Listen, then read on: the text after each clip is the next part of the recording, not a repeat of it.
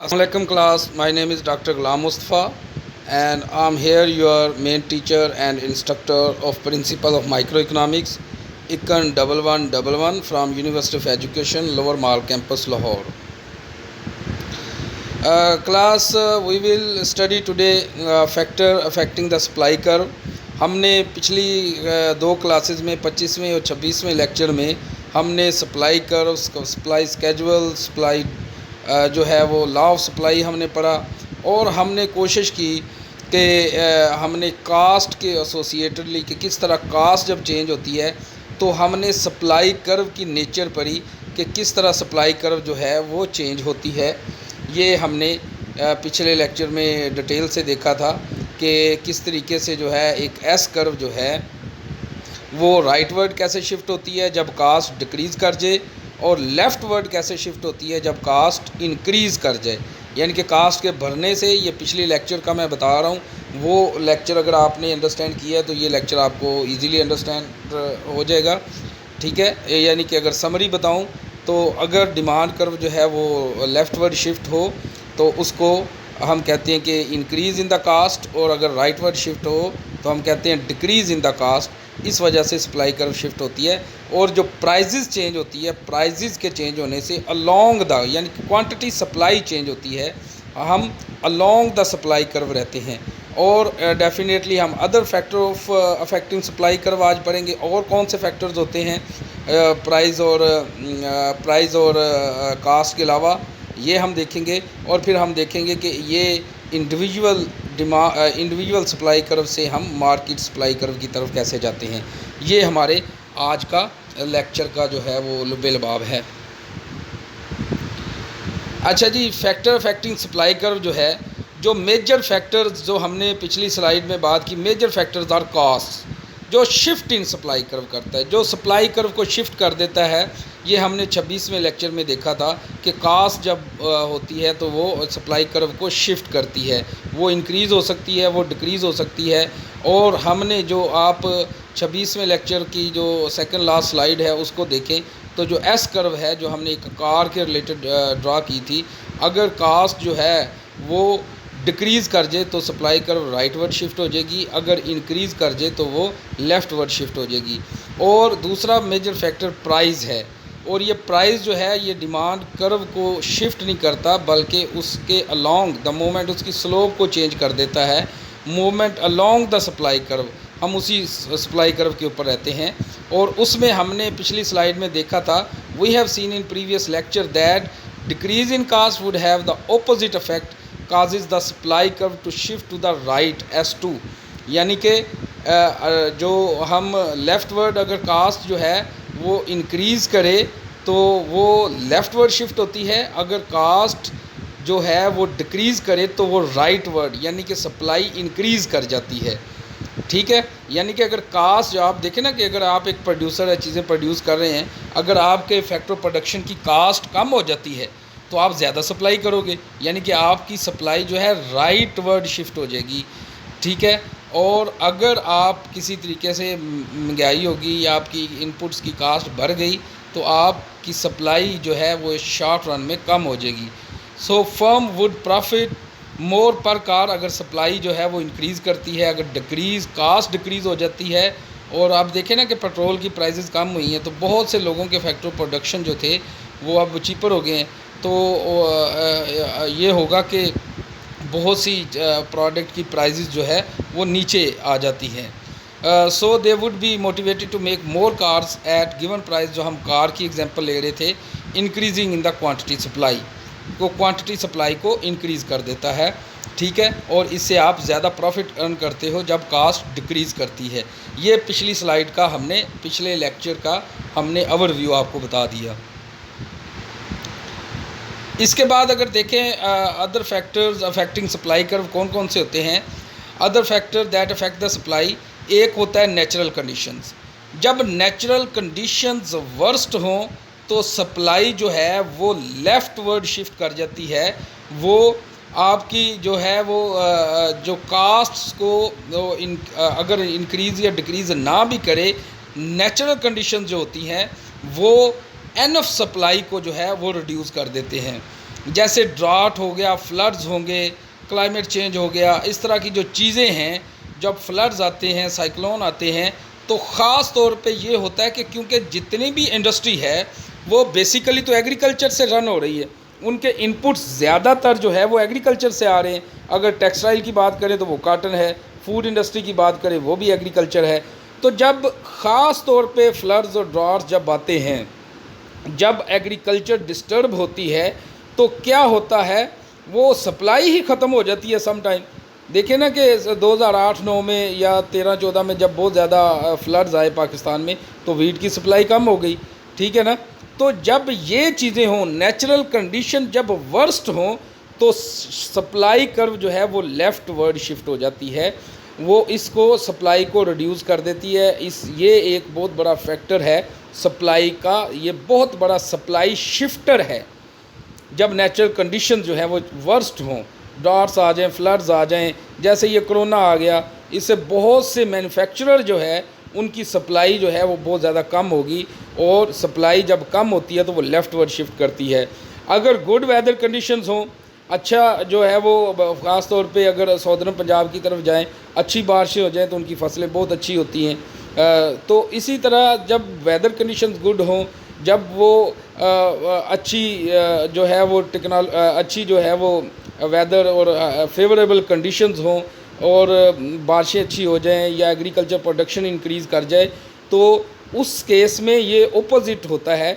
आपकी जो supply curve है वो राइट वर्ड शिफ्ट हो जाती है, सप्लाई इंक्रीज़ कर जाती है, ठीक है ना। ये नेचुरल कंडीशंस के दो पॉइंट है, जो ड्राउट और फ्लड जब वर्स्ट हों, ड्राउट्स और फ्लड जब आते हैं तो supply curve left word shift कर जाती हैं, जब वेदर कंडीशंस गुड हो तो ये राइट वर्ड शिफ्ट कर जाती हैं।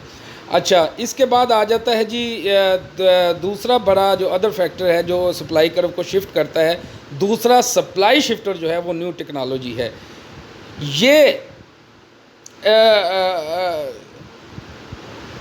ये रिड्यूस जो है वो कास्ट को रिड्यूस कर देता है। ये रिक्यूज़ लिखा हुआ है लेकिन ये रिड्यूस है, ये कास्ट को रिड्यूस कर देता है। इससे कास्ट बहुत ज़्यादा कम हो जाती है। जब न्यू टेक्नोलॉजी आती है तो ये कास्ट जो होती है इससे बहुत ज़्यादा जो है वो जो क्या कहते हैं, बहुत ज़्यादा जब कास्ट कम हो जाए तो सप्लाई एनफ जो है वो राइट वर्ड शिफ्ट हो जाती है। उसकी आप एग्जांपल ले लें, जो सबसे बड़ी एग्जांपल है हिस्ट्री में हमें मिलती, वो ये है कि जब 1960-70s के अंदर ग्रीन रेवोल्यूशन आया और हाइब्रिड सीड्स और इस तरह की न्यू टेक्नोलॉजी जब एग्रीकल्चर, देखें पहले ट्रैक्टर हुआ ही नहीं करता था, पहले ट्रैक्टर ही नहीं होता था, लोगों को बहुत ज़्यादा मेहनत करनी पड़ती थी, बहुत ज़्यादा लेबर हायर करना पड़ता था, और 2-2 महीना जो है वो हार्वेस्टिंग पे लग जाते थे, गंदम की कटाई पे लग जाते थे। अब ट्रैक्टर आ गए, कंबाइन हार्वेस्टर मशीनें आ गई, इन्होंने कास्ट को बहुत ज़्यादा रिड्यूस कर दिया। जब ऐसा हो तो सप्लाई कर्व जो है वो राइट वर्ड शिफ्ट करती है। मोस्टली जब न्यू टेक्नोलॉजी आती है तो वो कास्ट को रिड्यूस कर देती है। इसकी और सबसे बड़ी एग्जांपल जो हमें नज़र आती है वो पावर लूम की है।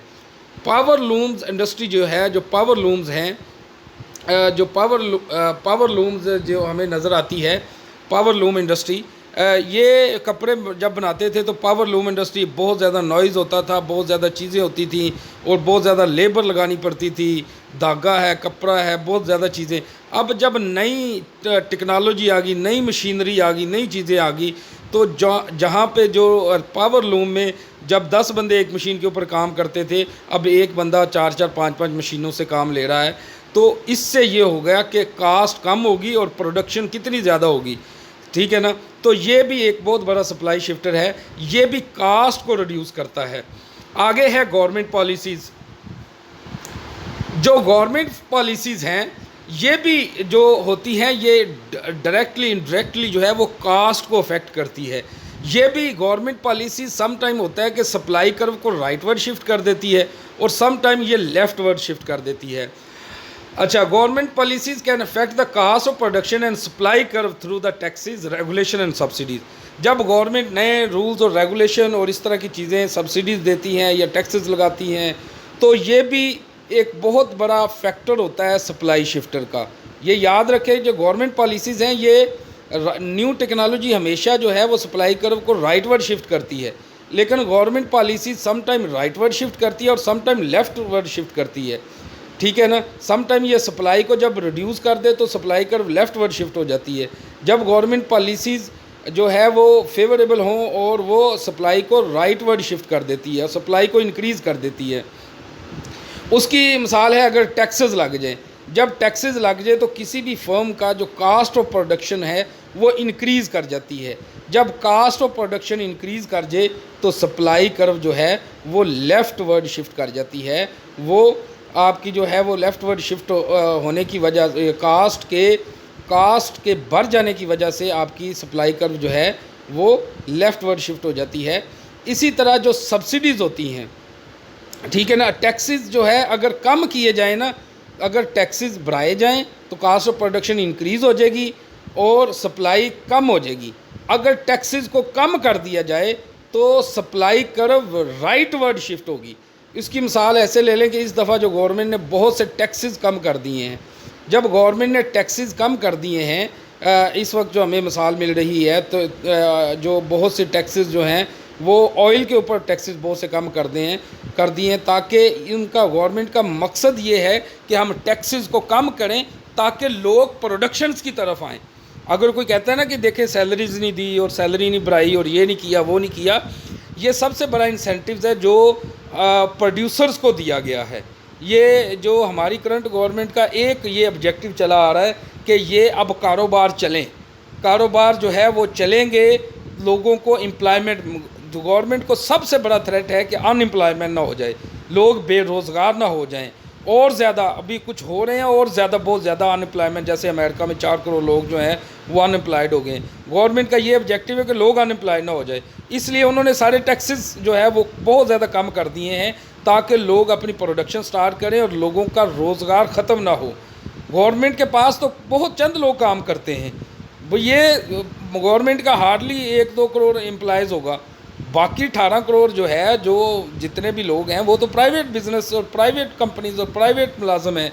तो गवर्नमेंट इसीलिए जो है टैक्सेस को कम कर रही है कि ताकि सप्लाई बढ़े, लोगों को रोज़गार मिले। अब सब्सिडीज़ जो होती है ये भी इसी तरह अफेक्ट करती है। जब गवर्नमेंट सब्सिडीज़ देती है तो ये सप्लाई कर्व को राइटवर्ड शिफ्ट कर देती है। ये सप्लाई को अगर सब्सिडीज़ गवर्नमेंट कम कर दे और फिर उनकी जो कास्ट ऑफ प्रोडक्शन इंक्रीज़ कर जाएगी प्रोड्यूसर्स की, जब कास्ट ऑफ प्रोडक्शन इंक्रीज़ कर जाएगी तो ये सप्लाई कर्व राइटवर्ड शिफ्ट कर जाती है। तो टैक्सेस जो हैं ये लेफ़्टवर्ड भी शिफ्ट कर सकते हैं और राइटवर्ड भी शिफ्ट कर सकते हैं। और सब्सिडीज़ मोस्टली जब दी जाती है तो ये सप्लाई कर्व को राइटवर्ड शिफ्ट करते हैं। राइट, होप कि आपको अंडरस्टैंडिंग होगी। अच्छा, ये हमने इसका समरी हमने की है, समरी बनाई है कि किस तरह सप्लाई कर्व जो है वो लेफ़्टवर्ड और राइटवर्ड शिफ्ट करती है। जो पहले वाली डायाग्राम है, जो लेफ़्ट साइड पे डायाग्राम है, इसमें factor that increase the supply, ये वो फैक्टर्स हैं जो सप्लाई को इंक्रीज़ कर देते हैं।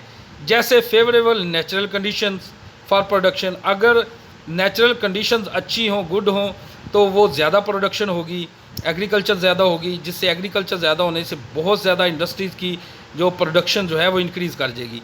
ये आपकी सप्लाई कर्व को राइटवर्ड शिफ्ट करती है, जो पहली डायग्राम है। और अ फॉल इन इनपुट प्राइजेज़, अगर इनपुट की प्राइजेज़ कम हो जाए, यानी कि कास्ट कम हो जाए, इनपुट की प्राइजेज़ जो फैक्टर ऑफ प्रोडक्शंस हैं आपके, अगर वो कम हो जाए तो ये भी सप्लाई को राइटवर्ड शिफ्ट करते हैं।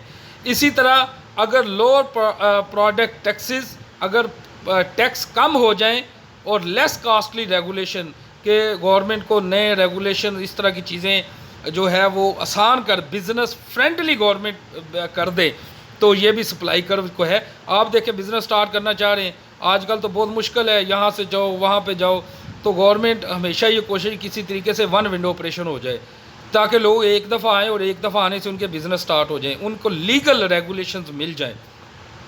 जब ये एज ऑफ बिज़नेस होता है कि बिज़नेस में आसानी पैदा करना, जब ये आसानियाँ पैदा होती हैं तो भी सप्लाई कर्व राइटवर्ड शिफ्ट करती है। जब नई टेक्नोलॉजी आती है तो भी राइटवर्ड शिफ्ट करती है।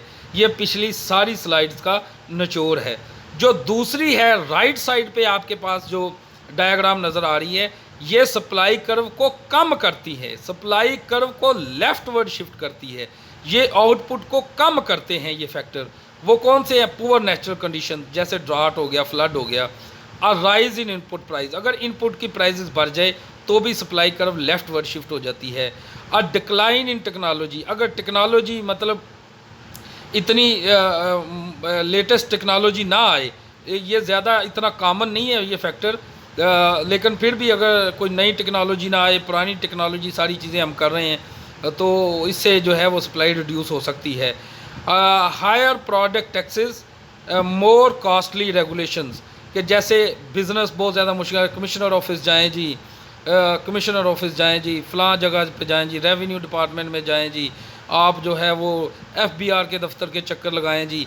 अब अगर इस तरह के एज ऑफ बिज़नेस डिफ़िकल्ट होगा तो आपकी सप्लाई कर्व लेफ़्टवर्ड शिफ्ट कर जाएगी। जब टैक्स ज़्यादा हो जाए तो लेफ़्टवर्ड ये शिफ्ट कर जाएगी। ये हमारा सारा समरी है पिछली सारी स्लाइड्स की। इसको अगर हम और भी अगर हम इसको करें, the graph in previous line summarises factor that change the supply of goods and services, कि गुड्स एंड सर्विसेज के जो फैक्टर्स हैं जो उसको सप्लाई कर्व को शिफ्ट करते हैं, उनको हमने रीड किया। Notice that a change in the price of the product itself is not among the factor that shift the supply curve, कि प्राइस वो फैक्टर नहीं है जो सप्लाई कर्व को शिफ्ट करता है। ये याद रखना, ये प्राइजेस कम हो, सप्लाई किसी एक फर्म की वो सप्लाई जो है वो कम हो जाती है, लेकिन सप्लाई जो है वो शिफ्ट नहीं करती, वो अलोंग द सप्लाई कर्व रहते हैं, वो एक शॉर्ट रन में अपनी सप्लाई को कम कर देते हैं। अच्छा, although change in price of a good और services typically causes change in quantity supplied और मूवमेंट अलोंग द सप्लाई, मैंने कहा जब प्राइस चेंज हो तो movement along the supply curve for that specific goods and services, it does not cause the supply curve itself to shift, वो supply curve को अकेली वो शिफ्ट नहीं करती प्राइजेज, ये अलोंग द हम movement along the supply curve के ऊपर ही रहते हैं। इसके बाद हमारे पास आ जाती है जी supply curve, individual supply curve, ठीक है ना, ये एक किसी एक फर्म की सप्लाई कर्व है। अब हम मार्केट सप्लाई कर्व की बात करेंगे कि मार्केट सप्लाई कर्व क्या होती है। ये किसी एक फर्म की किसी एक वक्त में सप्लाई कर्व है, ठीक है ना। इसी तरह दूसरी फर्म की सप्लाई कर्व ये हो सकती है, ठीक है ना, यानी कि P1 के ऊपर जो पहला जो प्रोड्यूसर है वो जो है वो SA सप्लाई दे रहा है और दूसरा प्रोड्यूसर SB सप्लाई दे रहा है। देखें इनकी जो है ना कर्व, ये देखें वो पहले वाली जो है वो ज़्यादा फ्लैटर है और दूसरे वाली ज़्यादा स्टीपर है, यानी कि दूसरे वाले की थोड़ी सी अगर प्राइस कम या ज़्यादा करें तो दूसरा प्रोड्यूसर बहुत ज़्यादा सप्लाई कर सकता है। अगर प्राइस इंक्रीज़ करें तो वो बहुत ज़्यादा सप्लाई को कम कर देगा, अगर रिड्यूस करें तो वो बहुत ज़्यादा सप्लाई को इंक्रीज़ कर देगा। तो ये एक प्राइस के ऊपर जो फर्म 1 है, जो प्रोड्यूसर 1 है वो ऐसे सप्लाई दे रहा है और फर्म 2 या फर्म B जो है वो SB सप्लाई दे रही है। जब हम इन दोनों को प्लस करेंगे तो ये हमारे पास मार्केट सप्लाई कर्व आ जाएगी। ये हमारे पास मार्केट सप्लाई कर्व होती है। मार्केट सप्लाई कर्व क्या होती है कि आपकी जो इंडिविजुअल सप्लाई कर्व होती हैं, जो इंडिविजुअल फर्म की सप्लाई कर्व्स होती हैं और उन सारी firm A B C D E जितने भी मार्केट्स में फर्म है, एक सिंपल सा फार्मूला है, उनकी सब की सप्लाई को जमा कर लें तो आपकी मार्केट सप्लाई आ जाती है। मसूद टेक्सटाइल है, इब्राहिम टेक्सटाइल है, ये इंडिविजुअल फर्म्स हैं। इसी तरह सफ़ायर फाइबर है, सफ़ायर मिल है, इब्राहिम टेक्सटाइल है, जितनी भी है ये इंडिविजुअल है। अगर मार्केट सप्लाई है तो इन सब की सप्लाई को जो अगर हम जमा करेंगे तो वो मार्केट सप्लाई कर्व आ जाएगी। हम इंडिविजुअल सप्लाई कर्व को जमा करेंगे तो वो मार्केट सप्लाई कर्व आ जाएगी। जब हम मार्केट स्ट्रक्चर्स पढ़ेंगे तो हम इस स्लाइड्स को वहाँ पे फिर देखेंगे। हम इसको दोबारा से फिर इसको ट्राई करेंगे इसको दोबारा से करने की, ताकि हमें इक्विलिब्रियम का पता चल जाए। Thank you very much class, this is all about today's class. Please stay at your home, wash your hand frequently, and thank you very much, and Allah Hafiz.